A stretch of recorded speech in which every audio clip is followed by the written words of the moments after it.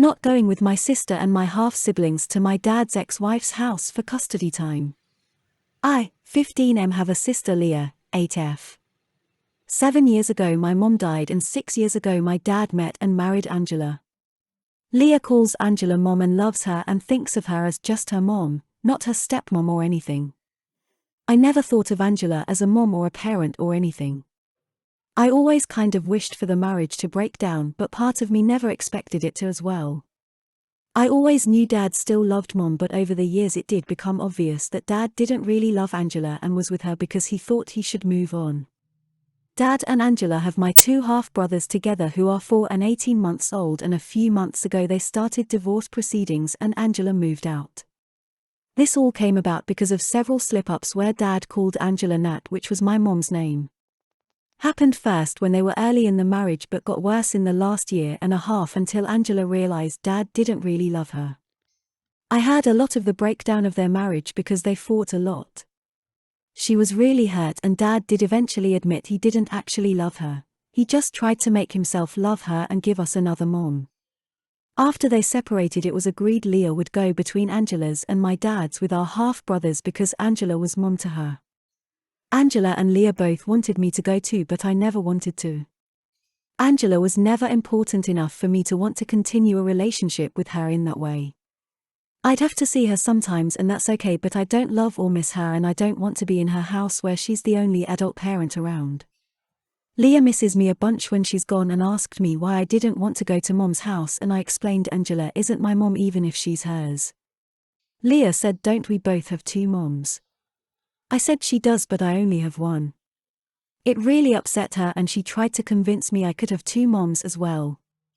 My dad tried to talk me into it, saying it would make the divorce easier on Leah, and then he brought me to some therapy sessions where the therapist agreed it was not in my best interest to go. Angela was really upset and tried to plead her case. She told me she loved me and considered me her first and oldest child. Dad has been pissy at me lately because Christmas was rough for Leah, who spent it with Angela. She missed me and apparently they were all sad Christmas Day. I talked to Leah on the phone. But I spent Christmas with my grandparents, aka Mom's parents. Dad told me I should be going to Angela's house and it would be easier to make the whole transition of divorce work if I did. Comment 1. NTA, it's not upon you to make the divorce easier on anyone. That is the adult's issue to deal with. It feels horrible for your little sister, but that truly is not your issue. You need to try to explain to her in a way she can understand that. While she sees her stepmom as her actual mom, you remember your mother and that's the only mother you have. She might be sad and upset, but that's for the parents to deal with. Even your therapist understands exactly what you're going through and agrees with you. They want you to go to stepmom's house. So your little sister isn't sad or isn't annoying to them. They need to step up as adults and not on the child. NTA, but try to help your sister understand what's going on and that she needs to stop being sad that you're not there when she's at her stepmom's. Comment 2. NTA. You're not responsible for making this divorce easier on anyone. You don't consider this woman to be your mother and you don't want to spend any more time with her, that's fair. Your dad needs to recognize this and stop forcing a relationship, again. I think your father needs therapy to realize that he can't force love or emotions. His failure to realize this ruined his second marriage and may ruin the relationship with his other children if he's not careful. You, on the other hand, OP, have done nothing wrong and you need to continue to make your boundaries clear with him. Comment 3. NTA, but your dad is a massive one. He married someone he didn't love, had 2 kids with her, let her be mom to your younger sister, then admitted he never loved her but married her so you and your sister would have a mother figure. Not exactly father of the year material actions. Not defending mother-in-law after she kept saying my daughter looks nothing like me? I'm not sure what crawled up my mother-in-law's ass, but her and I got along so well before I got pregnant. She called me her daughter, came over to see me all the time, called me randomly to just talk, told me she loves me all the time, etc. But after I got pregnant, something switched in her. She stopped calling. She never said I love you back when I said it.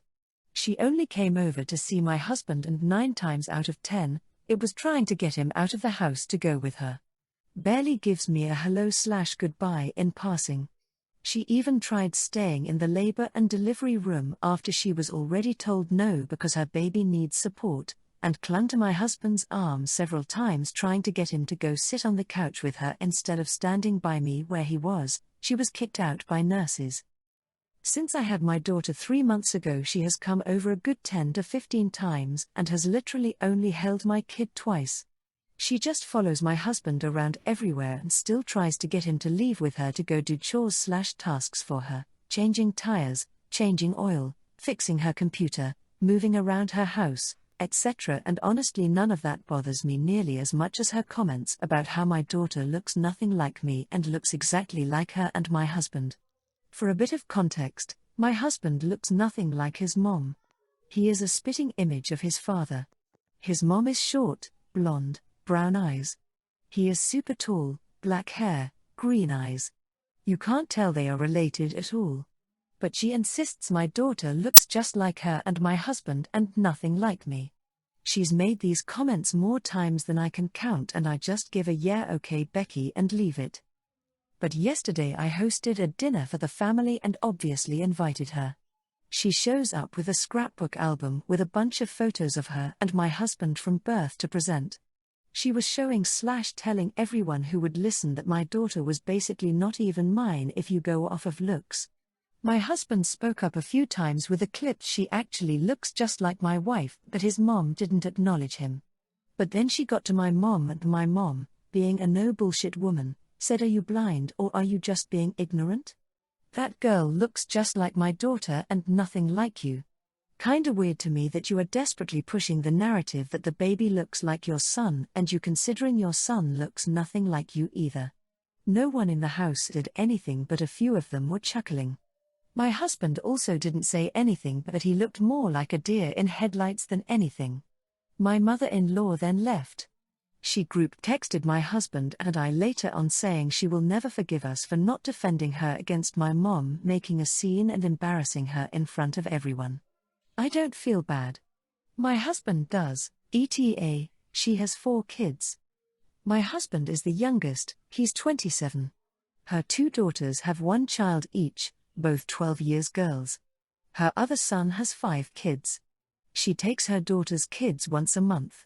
She has never made a conscious effort with any of her other son's kids, outside of his oldest, 9F. She doesn't act like this with her other kids at all. She acts uninterested altogether.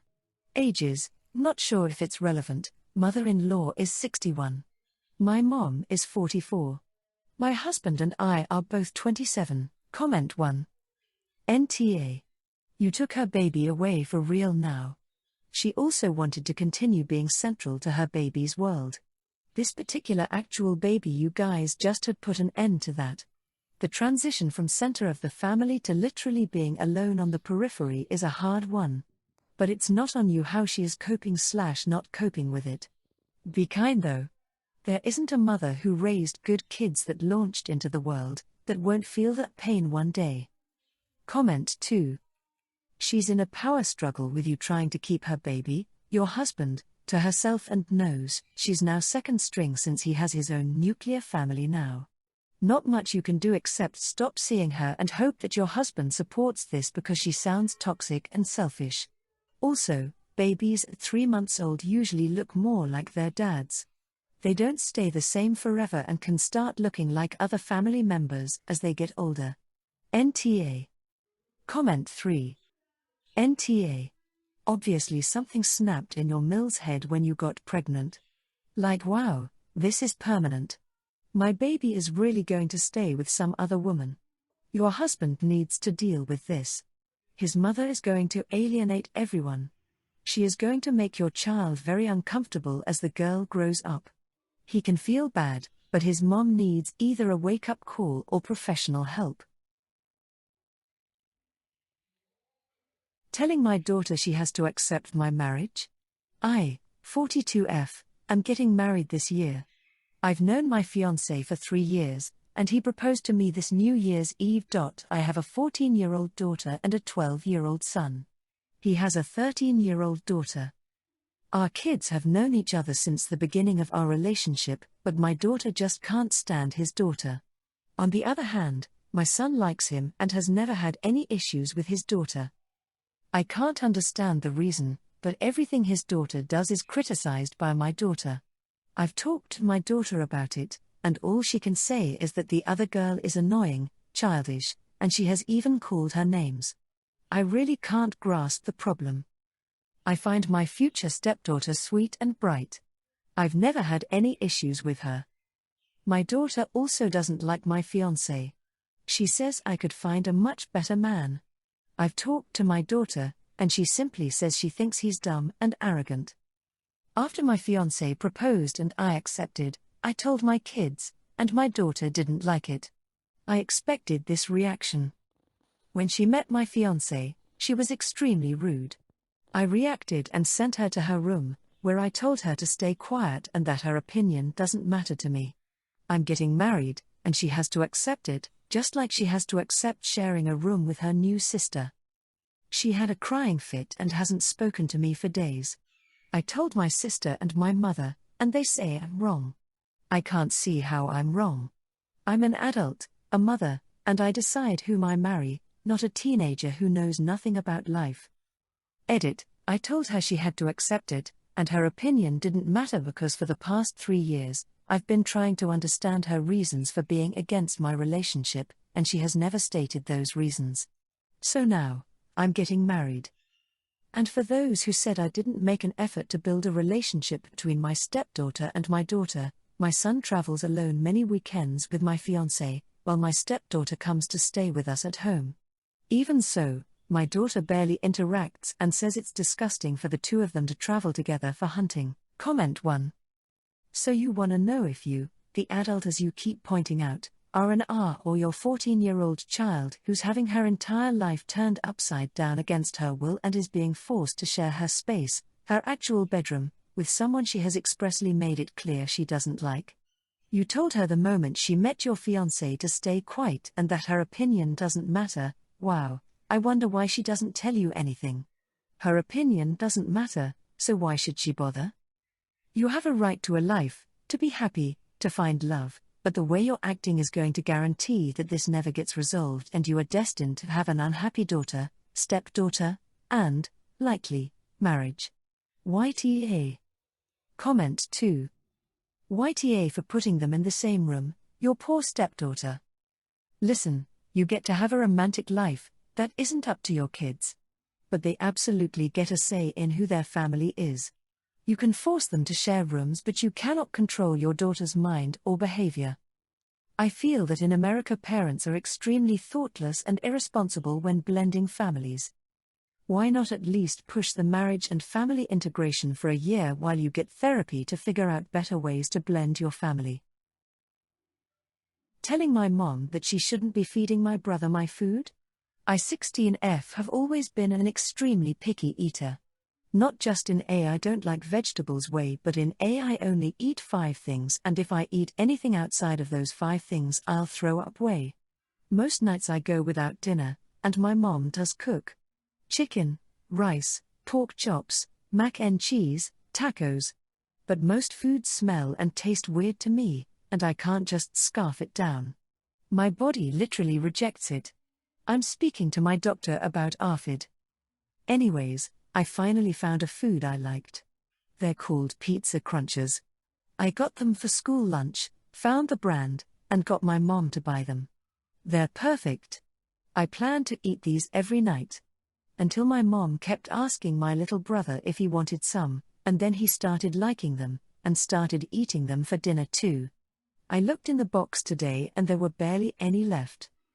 I got upset at my mom because this is the one thing I like.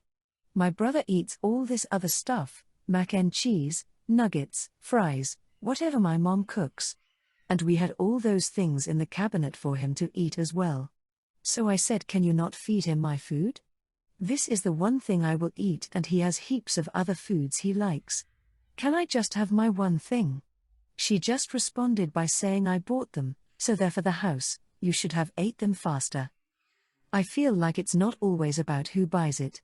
It's about the fact that now I have nothing to eat tomorrow, and my little brother still has all the shit he likes sitting in the cabinet at the end of the day. This isn't a he ate the last ice cream thing, it's like, I literally won't eat anything else. The cereal is all gone. I shouldn't have to starve because my little brother wanted some too. Like, that's just not fair. Edit.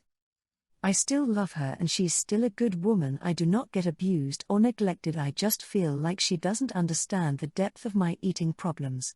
She need to be educated a lil, and everybody makes mistakes, but like, don't be super mean about it. Comment 1, NTA. Were your other 5 foods at least still in good supply in your house? You increased your tolerated foods by 20% when you added 1 item. She should have kept all 6 items permanently available if they're all you can tolerate, since that is such a low number. I'm impressed you made some progress trying things on your own. How have you survived 16 years on a concrete 5 foods without obvious organ damage and growth problems? Are 4 of the 5/6 things you eat beans, potatoes, butter and beef liver? One of my old co-workers had ARFID. It was a real struggle. It took a good few years of therapy and work to get him from 8 mostly white foods to a couple dozen varied items, and they had to do regular blood work to find his nutritional deficiencies. Keep working on it with your doc. Comment 2. I think your folks have dropped the ball in getting you medical care/therapy for your ED. That said, if you have only a few things that won't make you puke, then they should be in ample supply while you're getting treatment. I hope you get your diagnosis and treatment plan soon, because spending a life eating only 5 things isn't healthy. Take care. Comment 3. This isn't a criticism, but an actual question. Why does ARFID only seem to happen in the USA? My nephews, Americans, have problems with food textures, tastes, etc., and I know kids can be picky, but in my country this is not really a thing. You eat a smaller portion of what is being served and that's that.